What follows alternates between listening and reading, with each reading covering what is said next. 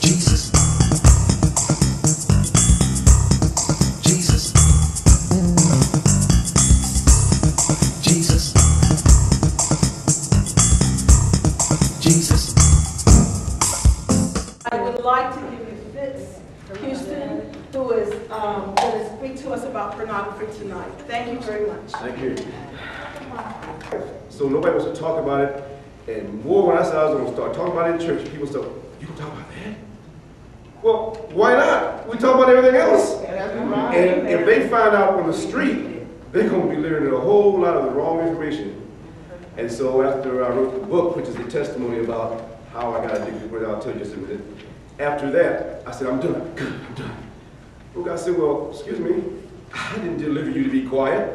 I delivered you to help other people. That's it. But now I'm fighting that. Well, no, I can't let people know I went through that. But you're not addicted, you're delivered. No, I can't let people know I even was addicted.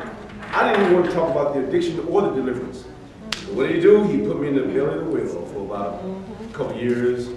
But God, I'm going to church. What am I not doing? I mean, he stopped everything. Blessings weren't coming from anywhere. I'm going to church. I'm playing my trumpet in church, and I'm tithing. Not writing the book. But Lord, I'm praising you every day. Not writing the book. Okay, what am I not doing? You're not writing the book. So that took me 4 years before I said, okay, Lord, I'm tired of the belly of the whale.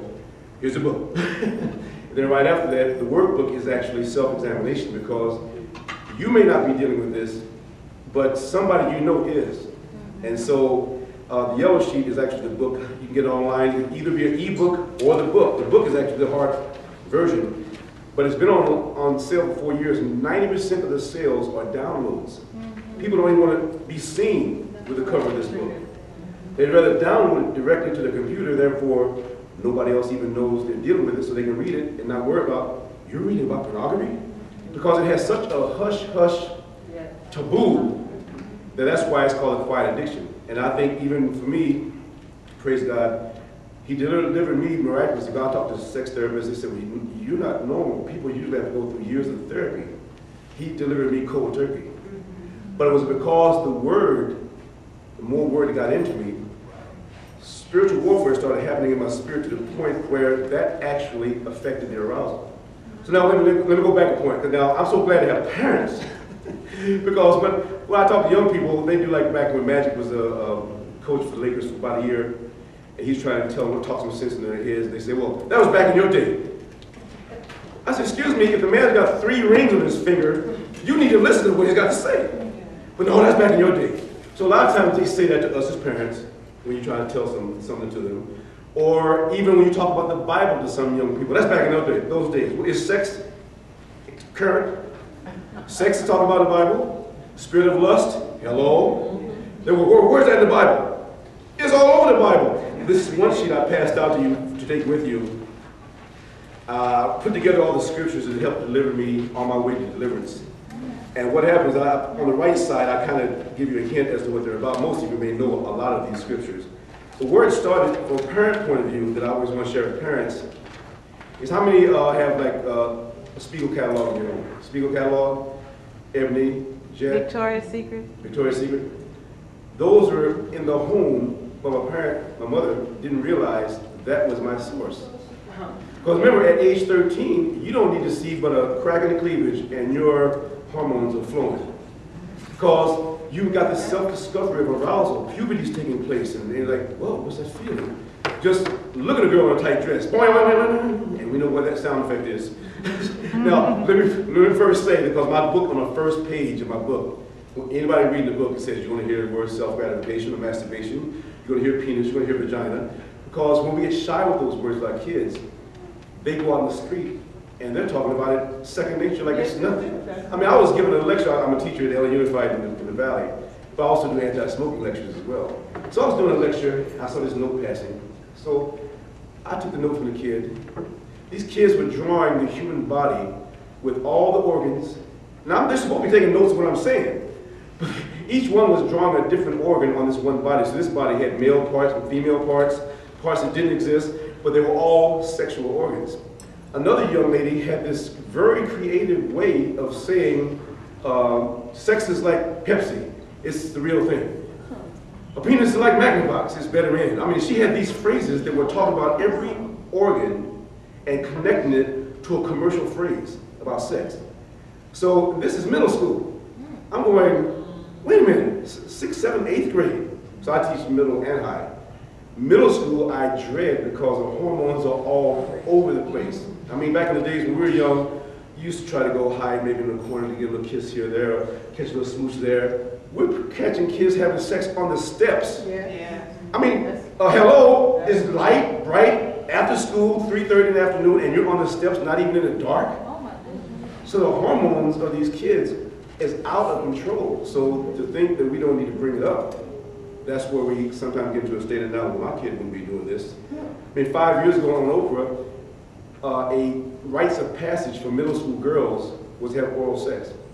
All the mothers on the panel said, well, now my daughter wouldn't do that. My daughter wouldn't do that. My daughter. So then they said, well, let's introduce the young people who have done this. Every daughter of the mother who said, that's not my daughter, walked out on stage and all of them were in shock. Because denial can be our biggest enemy.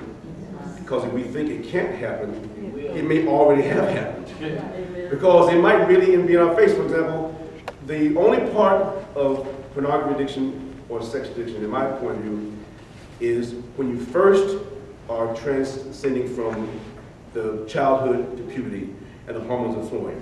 And you're feeling the arousal, the erections, and the sensitivity, and you're realizing it's moving certain ways of feeling good. That's natural because you're discovering what that is. But when you start repeating it to feel good, now you start to cross towards, I want to feel that again. I want to feel that again. Well, that's what do you do when you take the drug? I want to feel that again. That drug was good, let me do it again. So what happens is when you realize it feels good and you start repeating it to feel good, it now is transforming from a natural transition of self-discovery to I want to repeat this act. Now once you start repeating it enough, it now becomes, I want to keep doing this. Now, the first few years, of course now, back in the days, I'm talking about in the 60s, I mean, ebony back then, compared to ebony now, or jet back then, the swimsuits in the 60s and the swimsuits now, today's swimsuits might as well be nudity. Yeah. Because even though some of the sites say no nudity, if a girl has a G-string on and her butt is to you, where's the string? For a young man, he sees a G-string, to him that's a new body. Because his hormones at that age don't need but a little bit of flesh. And today's swimsuits give you more than a little bit of flesh.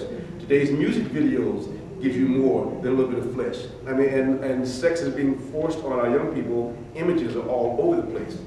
So where do we even have a choice? Now you've got, of course, I want to just, the first page of the handout I gave you, the first thing I always say, to attack a problem, you got to know the enemy you're dealing with. And of course, the devil's best way to pull you away from the Lord, young or old, is if I can get you feeling so ashamed about something, guilty, unworthy, you won't pray to me.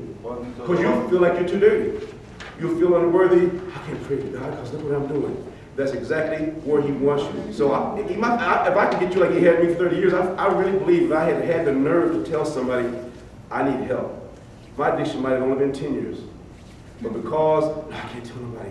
As a matter of fact, I think it was 15 years before I even found out there was such a thing as sex addiction. Because I'm thinking all the scientific books, masturbation is good because it's helping you understand the principles of what your body is going through sex, and it helps you understand yourself. So scientifically, it's justified, but nobody's connected to what's it doing to the spirit. And so let's look at just the first section on the size of the monster we're dealing with. Now, you can just kind of glance at the numbers. The money we're talking about is 57 billion worldwide and 12 billion US. It's putting all, I'll jump down to the middle there. Porn revenue is larger than all the combined revenues. If you put professional football, baseball, and basketball all together, pornography still exceeds that. And San Fernando Valley is the #1 provider for pornography nationwide. Yes. So it was funny when we were talking about the Valley breaking off from LA. Not a single politician mentioned, what about the money from pornography?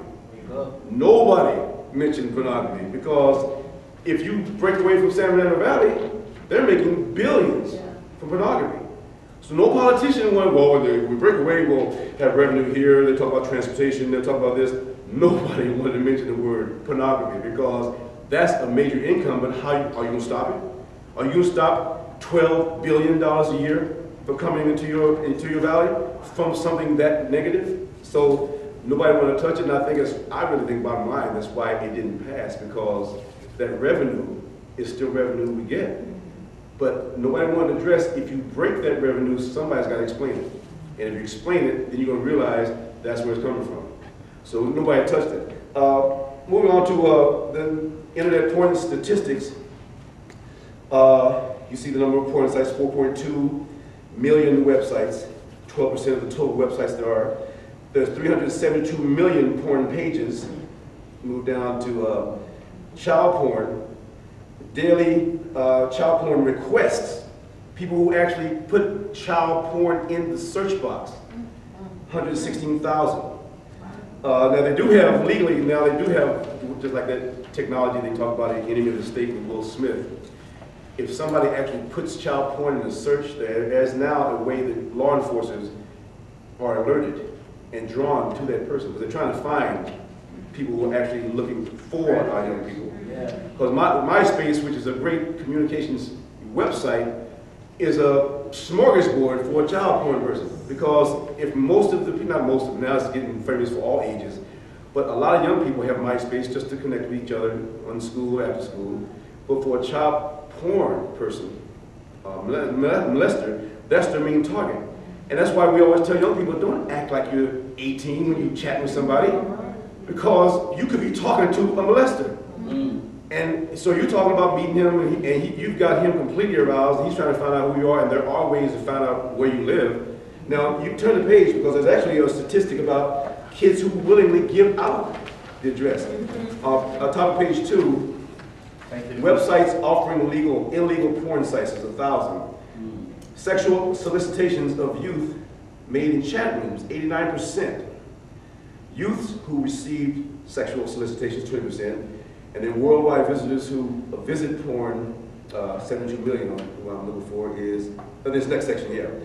Child's exposure to pornography. Now, we as parents, my son now is 27, and thank God, praise God, he ended up being a man of God and didn't get himself in trouble in that way, but he had a few bumps along the way. But we as parents, when we were open, because I shared with him that I had dealt with that addiction. Now, he saw the book and asked me, what's the book about? And I could have said, well, you know, it's a book. And I told him what the book was about, because what happened was, even though I'm delivered, when I see a Jet magazine today, I tear the centerfold out. Because if I don't, that's the old man saying, hey, remember we used to do that?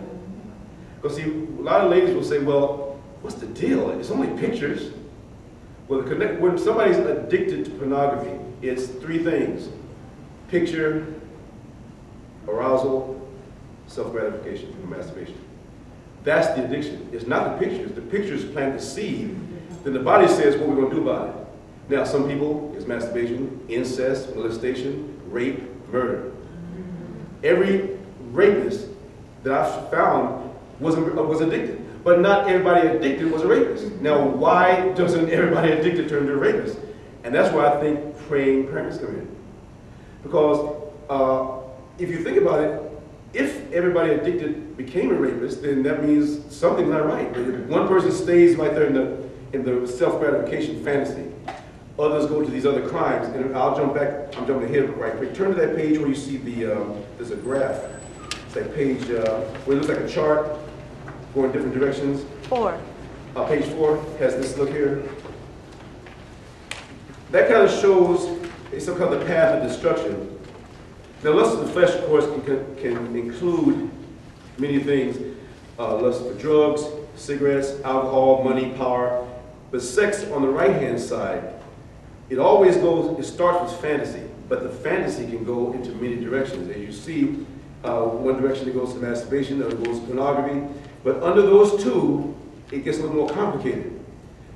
Acting it out. Because usually what happens, they found statistically, men are stimulated more by the visual they see. Women are stimulated more by chat rooms. But the stimulation is still there because their arousal is coming from one form or another to get into the body. Now, what happens when you act it out in the middle of the page, you see a whole bunch of directions it can go. It goes sideways to the sex addict, because you go from pictures now to actually full-out sex. Now that's where the STDs come in, because some people I've asked, well, why can't you stop yourself then? I didn't care. You didn't care? No, because I just had to do it. So that's why we need to harbor and just beat the images into our young people about the STDs that are out now are no joke. Back in the day, like Desiree was saying, it was 2 or 3, take a shot. Everybody said, oh, take a shot, it'll be all right.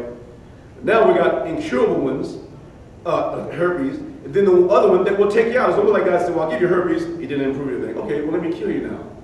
And still, it's on the rise among young people. The highest rise of AIDS right now is between 12 and 25. And that's the denial age group. So that's why we as parents have to keep saying, making them aware, whether it's gross pictures, whatever it is, to get that in their head. Just like what happened to me when I kept trying to figure out a way. Once I got into college, it was completely out of control, because as long as mom was there, I was hiding the magazines on the pillows, between the mattresses. She never asked me why I had 20 jets between the mattresses. She said, oh, he really likes jet. But she didn't make a connection. Well, I see, I had another friend was visiting her son, and he said, he really had a thing for jet, because he came in here, a suitcase full of jet magazine. I said, oh, really? This is a friend of mine.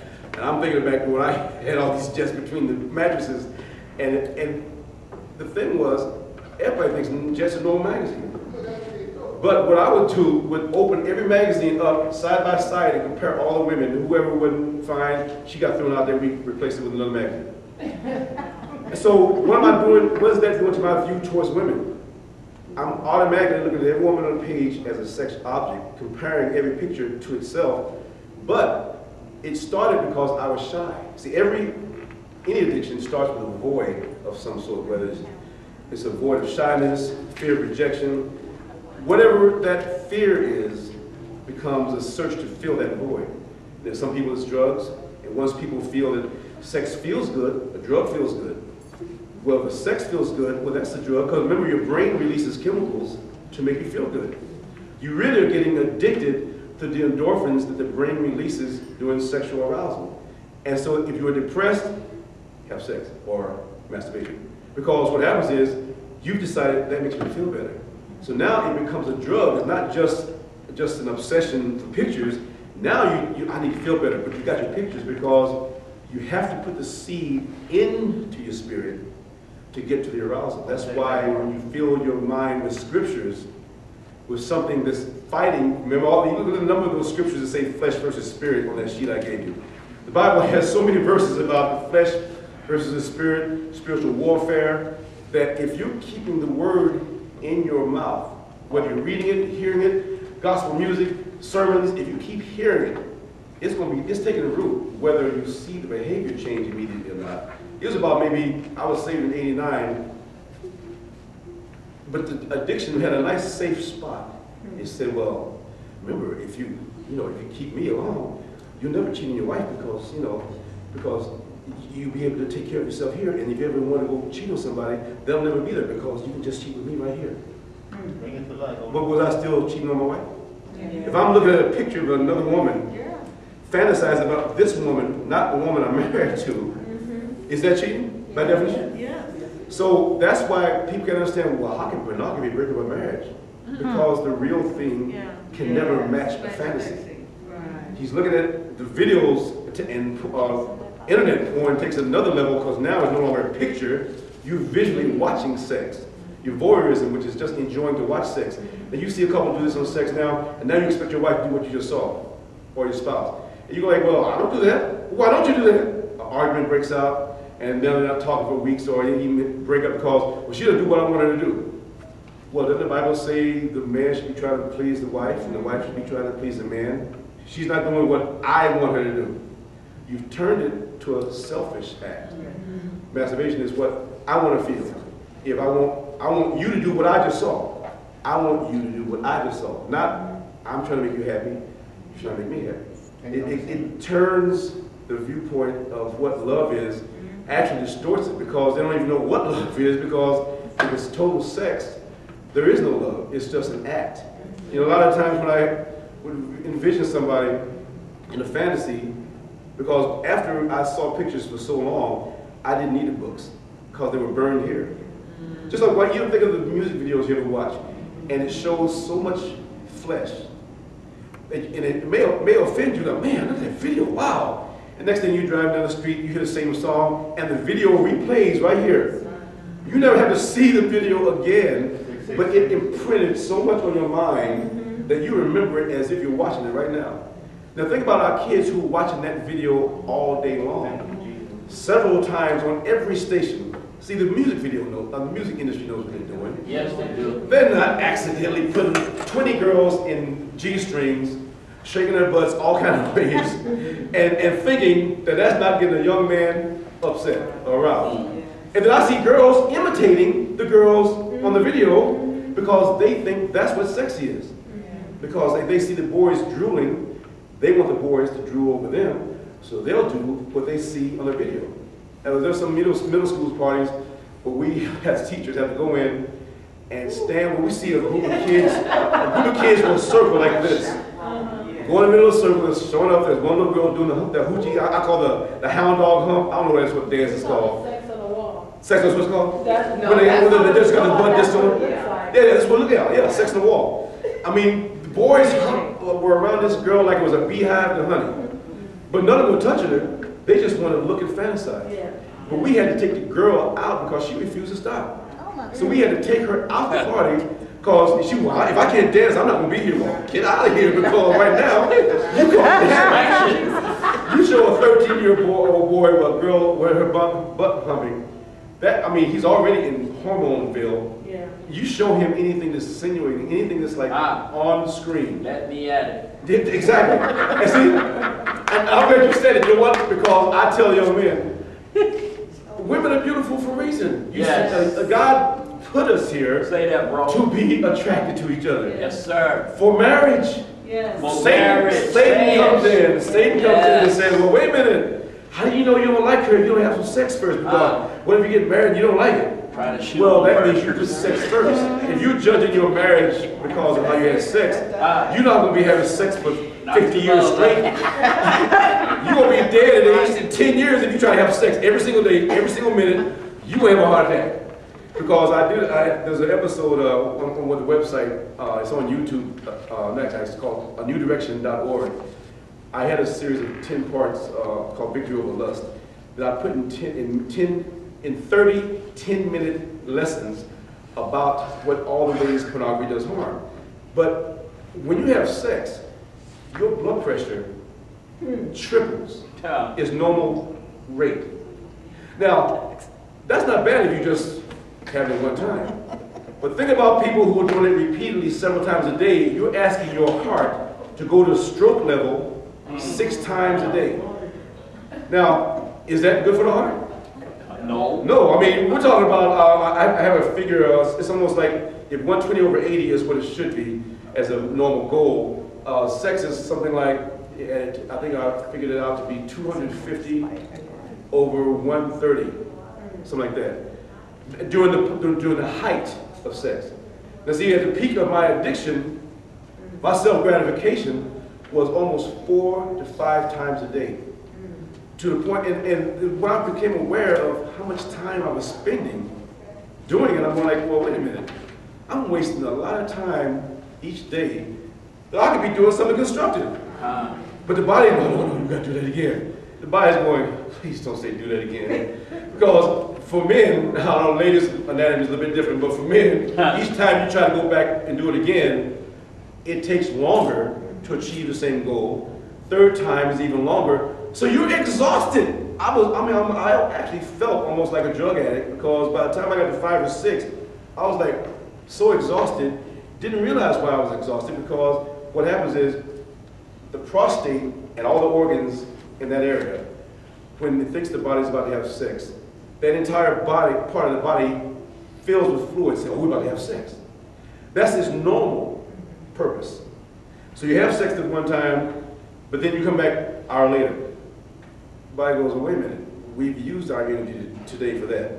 So I gotta do it again. So where's the energy coming from? it borrows energy from other organs. The second time. Third time, it borrows energy from other organs. So what's happening is you're really damaging your nervous system and all the organs around those organs, and actually can have prostate problems that are sex-related. You have sharp pains in the lower abdomen, sharp pains in the groin area, which is the prostate. I call it prostate pain because what it is the prostate has engorged and released, engorged, released, engorged, released, engorged, released. It's tired, it can't do it anymore. It causes a sharp pain. And I had those sharp pains. I actually read about the physical calendar. I learned about this way after I was delivered. I said, wait a minute, I remember having those pains. Didn't know what it was, but I knew it had something to do with the fact that I think I'm doing this a little bit too much. That didn't stop me though. Cause what? It felt good. See, that's the mind controlling the body. The spirit is nowhere inward involved. That's why with our young people especially, we've got them coming to know the word. We've got to get them hearing it as much as possible, even though we think they're not listening. This is where I'm speaking from a testimony from my son, which I did not know until about 5 years ago. He's 27 now. But I used to notice as a teacher and as a parent how quickly he could learn a rap song and not remember 20 spelling words. Yet he'd remember every lyric in the rap song. I said, no, what? Now, I know that song and you like your song, but you know what? You're going to learn something every morning that song. So every morning when we went to school, I had put together these scriptures that are all God's promises. And I said, well, before you turn the radio on, we got to say this group of scriptures. Oh, why do I say it? Just shut up. You want the radio? You want the radio on? You're going to say these scriptures. So we said the scriptures every single day from 10th grade through graduation. And when he went to college, he said, his dad's really funny because, you know, I don't know much about prayer, but the only thing that comes to my mind when I want to pray, those scriptures we used to say in the car. I said, good. It stayed there. And 5 years ago, actually, just last year, he actually said, you know what, I mean, I know things are rough for you coming up, and I'd really take my head off for you saying scriptures when I didn't want to, because you could have just said, forget about it. I'm not going to do that anymore. But he actually gives me credit for helping him become the man of God he is today, because the repetition of those scriptures, whether he wanted to hear them or not, they're still taking seed.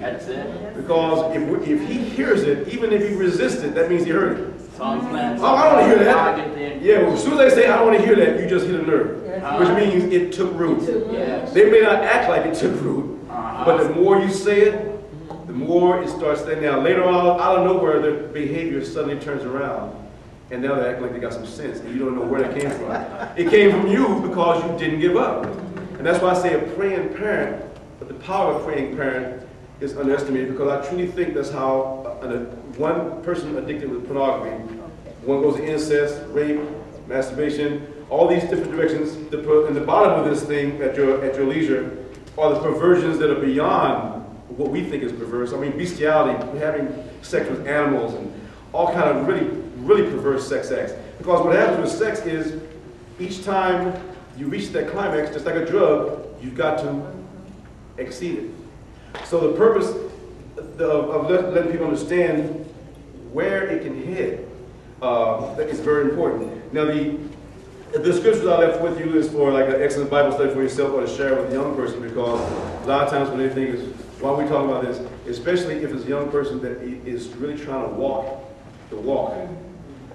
This is where, because a lot of times they don't think all this stuff talk about sex is in the Bible.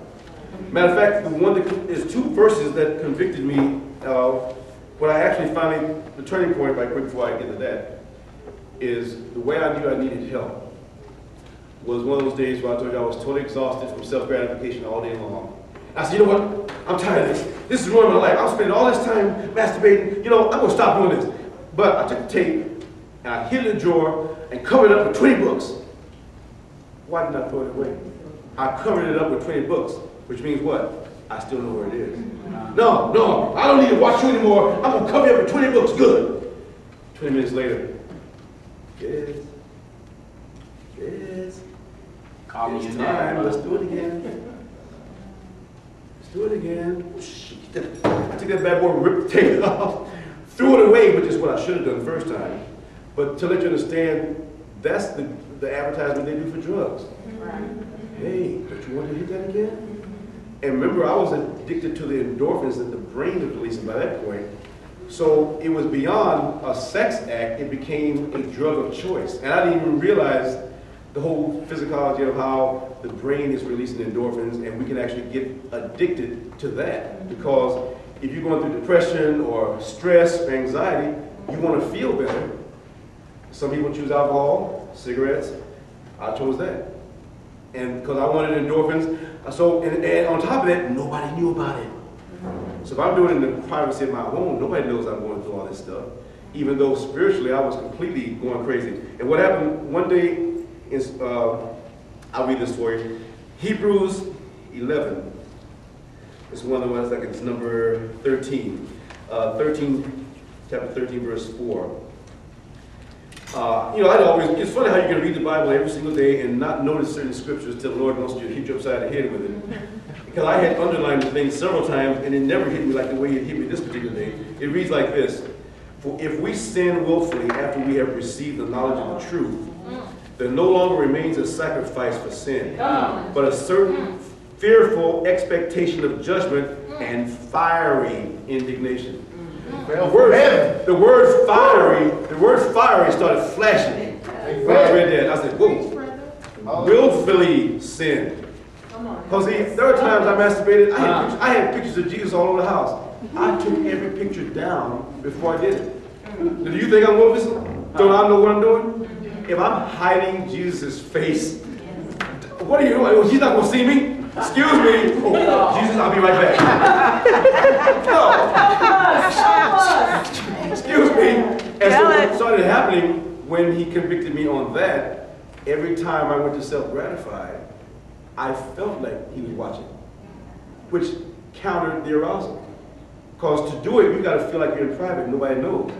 When I certainly realized that I felt like he was looking at me, then it's almost as if I was trying to find a place in the house where I could hide. But where am I going to hide from the Lord? Can't. You can't. So he was convicting my spirit inside. And the other one, the only other one was Matthew 6, 28 through 30. And that was the other one because young people are quick to say, well, there's nothing about masturbation in the Bible, so don't tell me that's bad. I said, oh, okay, there's nothing about masturbation. So you're telling me that when it says in 5:28, whoever looks at a woman to lust for her has already committed adultery. So if you're looking at a picture of a naked woman lusting, that's the first step for sex or masturbation.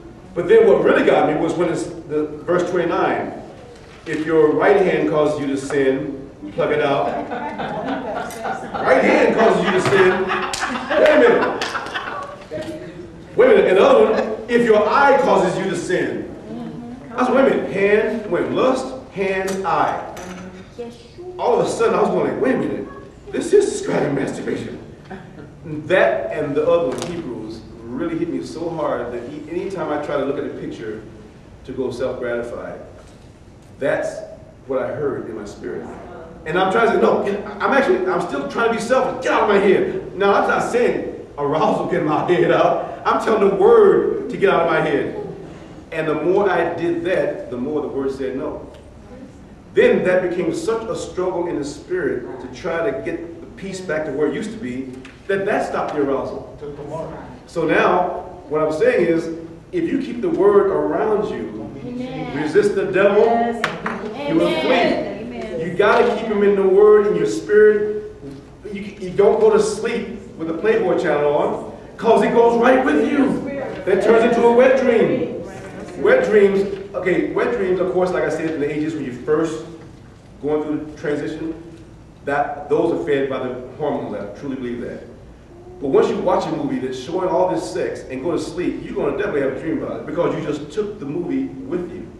The last thing you watch, put TBN on, or put some scriptures or any mellow music, something that is not sexually suggestive, because that's a seed being planted that will be entertained in your sleep. Which means you wake up still having sexual arousal because that went with you. So therefore we have to be aware how the seeds are planted by what you watch, what you hear, what your friends around you say or do, all those things. So that's basically, in a nutshell. I mean, I want to leave you some questions, time for questions. The packet I gave you touches about all the sheet here with the scriptures.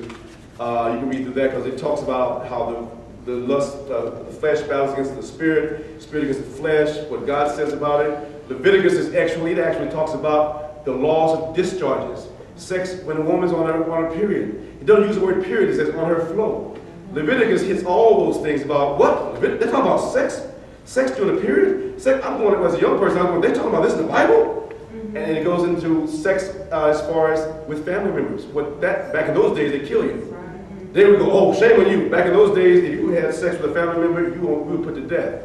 So compared to then, we're much more lenient, but it shows that it was back then, just like it is now, and it's a very serious issue. Proverbs is another excellent one, because Proverbs gets into talking about the seductress and the harlot, how they plan to just come after a guy and just pull them away, pull you toward the devil. And you just go, try to kind of hit one verse, was talking about how the guy just went trotting off like a lamb going to the slaughter. Because all he saw was sex. All he saw was this beautiful thing, knowing she was married, but all he saw was the body and all the seductress part of it, and he just went on off and condemned his soul. So we've got to keep all those images burned into our young people's minds, whether they want to hear it or not. Because the more we talk about it, they're watching us tooth and nail. We're reading about it. We're watching information about it. Even if you go online, like I said, that series I told you about is both on YouTube and my website. If you even have them sit down and watch it, watch this, I want you to take some notes about this. And the first thing they say, he's talking about sex? And they'll first say, like, hey, they're talking about sex, like it's something bad. I said, look, that's all you talk about for 24 hours a day, and I tell you to talk about it, you go, he's talking about sex. Excuse me, that's all you think about. So you need to learn something about it. If I know it's always in your mind, then why don't you learn something other than what your croonies are saying out there about this or that? Put something in there about what the word is saying about it, or what it can do to your life down the road. Because down the road, if you don't get it together during these years, and you let it get out of control, which path on that sheet is going to be there? Rape, molestation, molester, murderer, all these different choices. That's where we as parents keep, just keep putting the word in them, get that word in there. Any questions? Yeah.